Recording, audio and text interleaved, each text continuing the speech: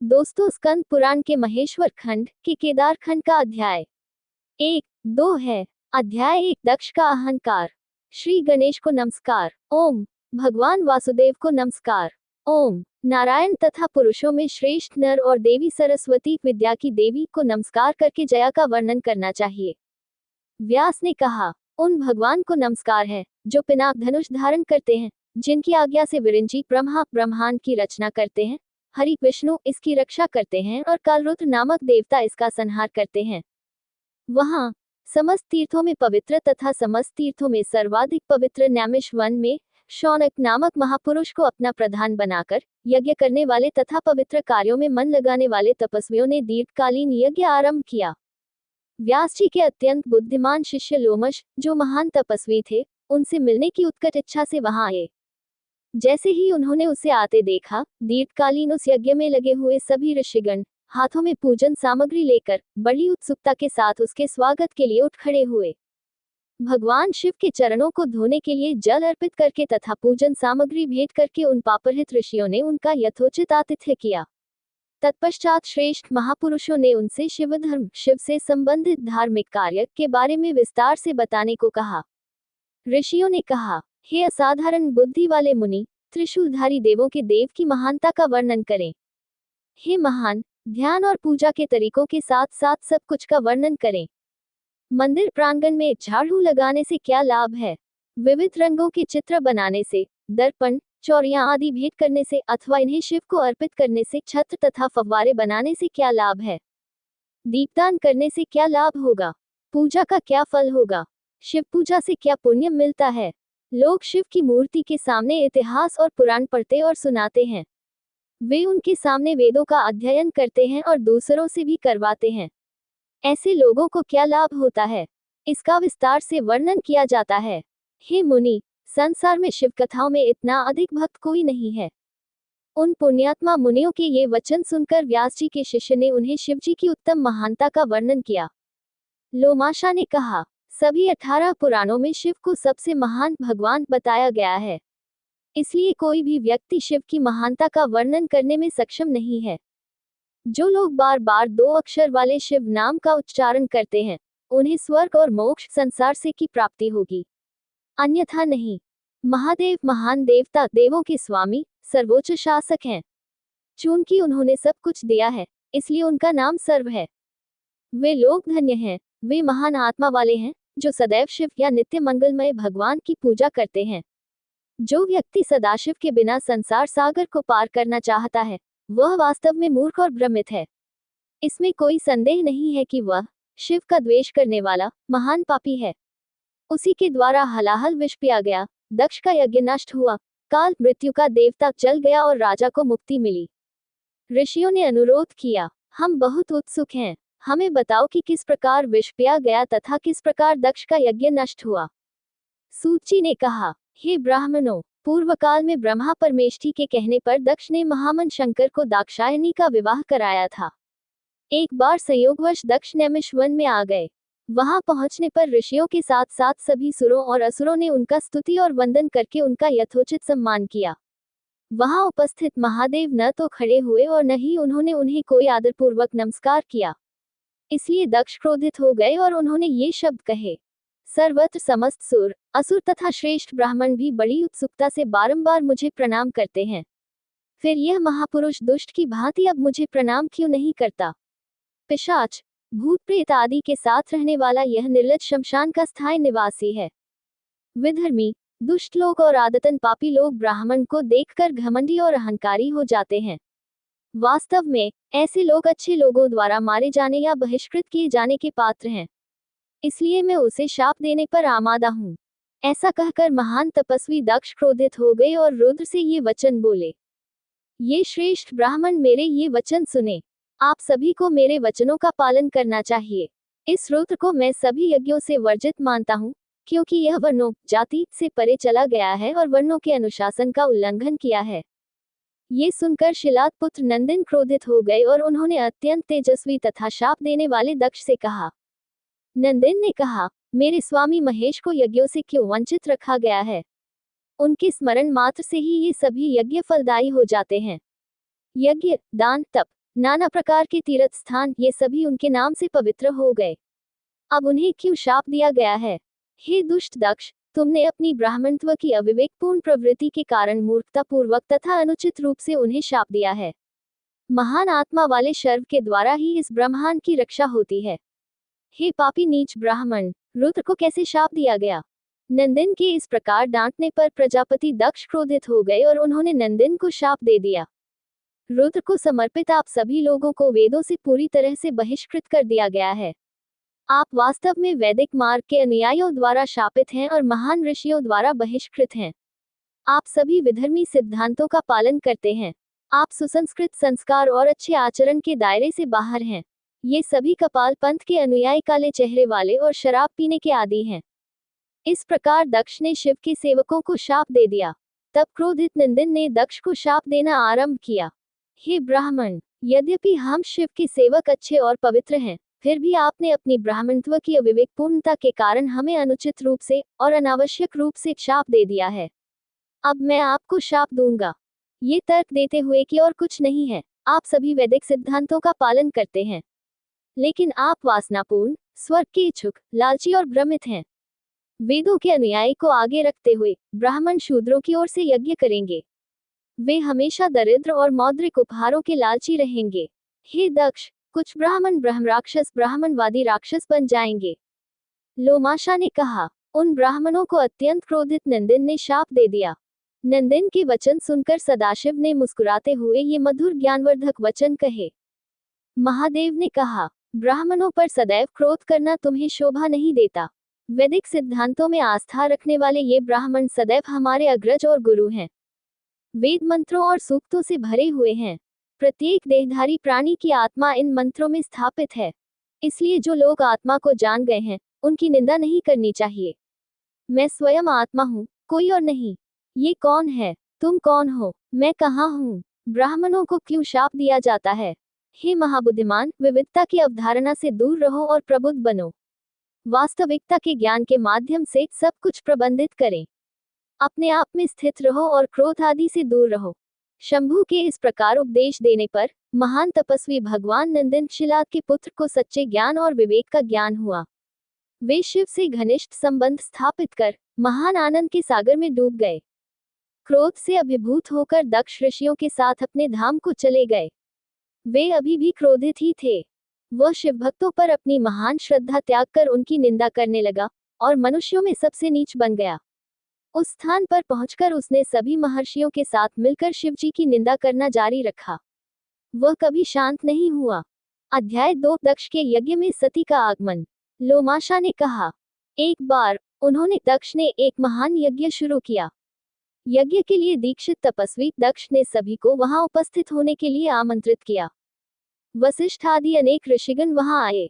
अगस्त्य, कश्यप, अत्रि, वामदेव, भृगु, दधीच, भगवान व्यास, भारद्वाज, गौतम, ये तथा अन्य अनेक महर्षि वहां एकत्रित हुए। इसी प्रकार सुरों, देवताओं के सभी समूह, क्षत्रियों के रक्षक तथा अन्य लोग, विद्याधर, गंधर्व, किन्न तथा देवकन्याओं के समूह वहां आए। ब्रह्मा जी को सत्यलोक से आमंत्रित किया गया था। इसी प्रकार विष्णु को वैकुंठ से यज्ञ स्थल पर आमंत्रित किया गया था। महान तेज वाले देवेंद्र इंद्राणी के साथ आए। इसी प्रकार चंद्रमा रोहिणी के साथ आए और वरुण अपनी प्रेमिका के साथ आए। कुबेर अपने हवाई रथ पुष्पक पर सवार होकर वहां आए। पवनदेव अपने मृग पर सवार होकर, अग्निदेव अपने बकरे पर सवार होकर तथा निरति एक प्रेत पर सवार होकर वहां आए। ये सभी ब्राह्मण के यज्ञ क्षेत्र में आए। दुष्टचित दक्ष ने उन सभी का स्वागत किया और उनका सम्मान किया। महान मूल्य और अच्छे वैभव वाले महान और दिव्य निवासों का निर्माण महान आत्मा त्वष्ट द्वारा कुशलतापूर्वक किया गया था।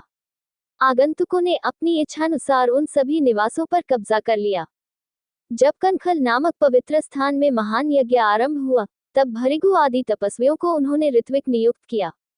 तब दक्ष ने विधिपूर्वक दीक्षा ली। विधिपूर्वक पवित्र मंगलमय समारोह संपन्न हुआ। दक्ष के लिए उनकी पत्नी के साथ ब्राह्मणों द्वारा आशीर्वाद अनुष्ठान संपन्न किया गया। वे सदैव अपने मित्रों से घिरे रहते थे तथा अपनी महानता के कारण अप्रतिम रूप से चमकते थे। इसी बीच दधीची ने वहां ये शब्द कहे। दधीची ने कहा, ये प्रमुख सुर देवता, महान ऋषि और त्रयोदशी क्षेत्रपाल आपके यज्ञ में आए हैं। फिर भी महान आत्मा पिनाकधारी भगवान की उपस्थिति के बिना यज्ञ ठीक से नहीं हो सकता। महान विद्वान कहते हैं कि उसके द्वारा सब कुछ शुभ और भव्य हो जाता है। वह आदि पुरुष, वृषभ ध्वजाधारी, नीलकंठधारी, जटाधारी भगवान यहाँ नहीं दिखते। हे दक्ष, उनके अधीन तथा उनके द्वारा अधिकृत होने पर अशुभ वस्तुएं भी शुभ हो जाती हैं। त्रिनेत्रधारी भगवान के बिना अत्यंत शुभ वस्तुएं भी तुरंत ही अपनी शुभता से रहित हो जाती हैं। अतः ब्रह्मा, विष्णु तथा शंकर के द्वारा उन्हें तुरंत ही आमंत्रित किया जाना चाहिए। वे सब लोग वहां जाएं जहां भगवान महेश्वर उपस्थित हों। उन्हें दाक्षायणी के साथ ले आएं। शीघ्रता करें। जिन योगी शंभु का स्मरण करने तथा जिनके नाम के उच्चारण से पुण्य की सिद्धि होती है, उनके द्वारा सब कुछ परम पवित्र हो जाएगा। अतः अपने संपूर्ण प्रयत्नों से वृषभ ध्वजधारी भगवान को लाना चाहिए। उनके ये वचन सुनकर दुष्टबुद्धि दक्ष ने व्यंग्यपूर्वक हंसते हुए कहा, वास्तव में देवताओं के मूल कारण भगवान विष्णु हैं, जिनमें सनातन धर्म स्थित है। उन्हीं में वेद, यज्ञ तथा नाना प्रकार के पवित्र अनुष्ठान प्रतिष्ठित हैं और वे ही विष्णु यहाँ आए हैं। लोकों के पितामह ब्रह्मा जी वेदों, उपनिषदों तथा अनेक प्रकार के आगमों, शास्त्रों को साथ लेकर सत्यलोक से आए हैं। इसी प्रकार सुरों के राजा भी सुरों के समूह सहित आए हैं। उसी प्रकार आप भी, पापरहित ऋषिगण आए हैं। वे सभी शांत पुरुष जो यज्ञ में उपस्थित होने के योग्य हैं, आ गए हैं। आप सभी वेद, वैदिक व्याख्या और वास्तविकता से परिचित हैं। आप सभी अपने पवित्र अनुष्ठानों और अनुष्ठानों में दृढ़ हैं। इस मामले में रुद्र हमारे किस काम के? हे ब्राह्मण, मेरी पुत्री तो मैंने ही उन्हें दी है, परंतु वह तब हुआ जब ब्रह्मा ने मुझे ऐसा करने के लिए कहा था। हे ब्राह्मण, वह कुलीन वंश का नहीं है। वह अभिशप्त है और वह हमेशा अभिशप्त लोगों का प्रिय है। वह भूत प्रेतों और पिशाचों का एकमात्र स्वामी है। वह अथाह है। वह खुद को बहुत महत्व देता है। वह भ्रमित और जिद्दी है। वह चुप रहने वाला, ईर्ष्यालु और द्वेषपूर्ण है। इस पवित्र अनुष्ठान में वह बिल्कुल अयोग्य है। इसलिए वास्तव में उसे अब मैंने आमंत्रित नहीं किया। अतः हे ब्राह्मण, तुम्हें इस प्रकार के वचन फिर कभी नहीं बोलने चाहिए। तुम सब लोग मिलकर मेरे इस महान यज्ञ को सफल बनाओ। उनके ये वचन सुनकर दधीची ने ये कथन किया। दधीची ने कहा, इन सभी श्रेष्ठ ऋषियों और पवित्र आत्मा वाले देवों के साथ महान अन्याय हुआ है, क्योंकि उनके साथ महान आत्मा नहीं थी। जो लोग यहाँ उपस्थित हैं, उन सब का शीघ्र ही बड़ा विनाश हो जाएगा। ऐसा कहकर दधीची अकेले ही दक्ष के यज्ञ क्षेत्र से विरोधपूर्वक बाहर निकल गए और शीघ्रता से अपने आश्रम चले गए। जब ऋषि बाहर चले गए, तब दक्ष ने हंसते हुए ये कहा, वहां दधीची नामक शिव के एक वीर समर्थक और मित्र बाहर गए हैं। वे सभी मंदबुद्धि दुष्ट, जिनके मन दुष्टात्माओं से ग्रस्त हैं, जो पाखंडी मतों में आसक्त हैं, जो वेदों से विमुख हैं और जिनके आचरण और कार्य दुष्ट हैं, उन्हें इस पवित्र अनुष्ठान को छोड़ देना चाहिए। आप सभी वैदिक सिद्धांतों के प्रति समर्पित हैं और भगवान विष्णु आपके नेता हैं। हे ब्राह्मणों, मेरे यज्ञ को शीघ्र ही सफल बनाओ। फिर सबने ऋषियों के साथ मिलकर भगवान की पूजा की। इस बीच गंधमादन पर्वत पर महादेवी दाक्षायणी नाना प्रकार के खेल खेल रही थी। वे अपनी सखियों से घिरी हुई थी। कभी वे नीचे धारागृह में खेलती थी, कभी वे वायु रथ पर विचरण करती थी, कभी वे वायु रथ के बीच में खड़ी होकर गेंद आदि से सहस्त्रों खेल करती थी। क्रीड़ा करते समय देवी सती ने चंद्रमा को रोहिणी के साथ यज्ञ स्थल की ओर जाते देखा। उसने अपनी दासी विजया से कहा, चंद्र अब कहाँ जा रहा है? हे विजया, जाकर तुरंत पता लगाओ।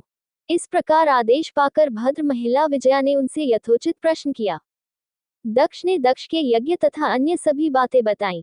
ये सुनकर सौम्या विजया व्याकुल हो उठी। वे शीघ्रता से सती के पास गईं और उन्हें ठीक वैसा ही सब कुछ बताया जैसा चंद्रदेव ने कहा था। देवी इस बात पर विचार करने लगी, वे हमें क्यों नहीं बुलाते? दक्ष मेरे पिता हैं, अब मेरी माता मुझे क्यों भूल गई? अब मैं शंकर से इसका कारण पूछूंगी। ऐसा निश्चय करके उन्होंने सखियों को वहीं रहने को कहा और शंकर के पास पहुंची। उसने देखा कि त्रिनेत्रधारी भगवान उस सभा के मध्य में अत्यंत अद्भुत आसन पर बैठे हैं, तथा उनके चारों ओर उनके सभी गण हैं, जिनमें चंड, मुंड, बाण, भरिंगिन, महातपस्वी नंदन, शिलाद के पुत्र, महाकाल, महांड आदि हैं। महामुंड, महाशिर, धूम्राक्ष, धूम्रकेतु और धूम्रपाद ये तथा अन्य बहुत से गण, जो रुद्र के अनुयायी हैं, वहां उपस्थित थे। कुछ तो बहुत ही विभत्स तथा डरावने थे, अन्य केवल सिरहीन धड़ थे। कुछ के नेत्र नहीं थे, अन्य के वक्षस्थल नहीं थे। ऐसे सैकड़ों लोग थे। उन सभी के वस्त्र हाथी की खाल के समान थे। जटाएं उनके आभूषण थे। सभी रुद्राक्ष की मालाओं से सुशोभित थे। वे आसक्ति से रहित थे। उन्होंने अपनी इंद्रियों पर विजय प्राप्त कर ली थी। वे विषय भोगों के विरोधी थे। उसने देखा कि लोगों के कल्याणकर्ता शंकर इन सब से घिरे हुए हैं। वह मन ही मन भ्रमित होकर अचानक शिवजी के पास पहुंची। शिवजी ने प्रसन्न होकर उस प्यारी पत्नी को अपनी गोद में बिठाया। उसे आदरपूर्वक प्रेमपूर्वक शब्दों में कहा, हे उत्तम कमर वाली महिला, आपके आने का क्या उद्देश्य है? मुझे शीघ्र बताओ। उसके ऐसा कहने पर काली आंखों वाली महिला बोली। सती ने कहा, हे देवराज, ऐसा क्यों है कि मेरे पिता के महान यज्ञ में जाना आपको स्वीकार्य नहीं है? मुझे सब कुछ बताए। हे महादेव, मित्रों का कर्तव्य है कि वे अपने मित्रों की संगति करें, जिससे उनके मित्रों का सुख और प्रेम बढ़े। अतः तुम वहां उपस्थित होने का पूरा प्रयत्न करो। अरे, यदि तुम्हें आमंत्रित न भी किया गया हो, तो भी वहां जाओ। हे सदाशिव, मेरी प्रार्थना पर आज मेरे पिता की यज्ञशाला में जाओ। उसके वचन सुनकर शिवजी ने ये दयालु तथा निष्कपट वचन कहे। हे भद्र महिला, आपको दक्ष के यज्ञ में नहीं जाना चाहिए। सुर, असुर और किन्नर सहित दक्ष का सम्मान करने वाले सभी लोग निस्संदेह आपके पिता के यज्ञ में गए हैं। हे सुंदर भौहों वाली महिला, जो लोग बिना बुलाए दूसरों के महलों में जाते हैं, उनका अपमान होता है, जो मृत्यु से भी अधिक दुखद होता है। यहाँ तक कि जो इंद्र दूसरों के घर जाता है, वह भी तिरस्कार और अनादर पाता है। इसलिए, हे सुशोभित महिला, आपको दक्ष के यज्ञ में नहीं जाना चाहिए। शिवजी के ऐसा कहने पर भाव विधाओं में श्रेष्ठ सती ने क्रोध से पूर्ण होकर ये वचन कहे। हे देवों के श्रेष्ठतम स्वामी, ये सत्य है कि आप इस संसार में वास्तविक यज्ञ हैं। ऐसा कैसे हुआ कि आज मेरे दुष्ट आचरण वाले पिता ने आपको आमंत्रित नहीं किया? अतः मैं उस दुष्टचित वाले की मनोवृत्ति को भली भांति जानना चाहता हूँ। अतः मैं आज ही अपने पिता के यज्ञ कक्ष में जाऊंगा। हे मेरे स्वामी, हे ब्रह्मांड के स्वामी, हे देवों के स्वामी, मुझे अनुमति दीजिए। उस देवी के ऐसा कहने पर, जो सब कुछ जानते और देखते हैं, जो सब प्राणियों को पवित्र करने वाले हैं, जो देवों के स्वामी हैं, जो सब सिद्धियों के दाता हैं, भगवान शिव ने उनसे कहा, हे पवित्र अनुष्ठानों वाली भद्र महिला, मेरी आज्ञा से इस नंदिन पर सवार होकर तथा विभिन्न प्रकार के गणों के साथ शीघ्रता से जाओ। शिवजी के कहने पर 60,000 भयानक गण उनके साथ गए। उन गणों से घिरी हुई देवी अपने पिता के धाम में गईं। पूरी सेना को देखकर महादेव को बहुत आश्चर्य हुआ। शत्रुओं को भस्म करने वाले महादेव ने अपने सेवकों के द्वारा उनके लिए बहुत ही मूल्यवान आभूषण भेजे। उन्होंने उन्हें तुरंत उनके पीछे भेज दिया। देवी के अपने पिता के धाम जाने पर विचार करते हुए भगवान महेश ने कहा, अपने पिता से अपमानित होने पर दक्ष की पुत्री सती कभी भी अपने नगर में वापस नहीं आएगी। सती के आत्मदाह पर टिप्पणियां। अध्याय 2 और 3 में दक्ष की पुत्री और शिव की पत्नी सती के दक्ष के यज्ञ में आत्मदाह का वर्णन है, जब दक्ष ने उनका और उनके पति शिव का अपमान किया था। लेकिन ये दिखाने के लिए कोई वैदिक प्रमाण नहीं है कि शिव ने दक्ष की पुत्री से विवाह किया था। रुद्र शिव, पृष्ठ 70-80। MBH शांति, अध्याय 283 में शिव द्वारा योगिक शक्ति योगबलम कृत्वा -283.32 से दक्ष के यज्ञ को नष्ट करने का वर्णन है, ताकि अपनी पत्नी उमा को शांत किया जा सके, जो पर्वतों के राजा शैल राजा सुता -283.7 और 22 की पुत्री थी, न कि दक्ष की पुत्री सती को। उमा को पता नहीं था कि दक्ष कौन थे और शिव को उन्हें बताना पड़ा कि दक्ष नामक एक प्रजापति अश्वमेध यज्ञ कर रहे थे। दक्षो नाम प्रजानापते यमेधेन यजते। इससे स्पष्ट है कि यहाँ वर्णित दक्ष की पुत्री सती द्वारा दक्ष के यज्ञ में आत्मदाह की कथा महाभारत के बाद की घटना है। अगले अध्याय 284 में उमा के क्रोध को शांत करना ही दक्ष के यज्ञ के विध्वंस का कारण बताया गया है। अगली वीडियो देखने के लिए आप चैनल सब्सक्राइब जरूर करें और लाइक करें और कमेंट करें। जय श्री राधा कृष्ण।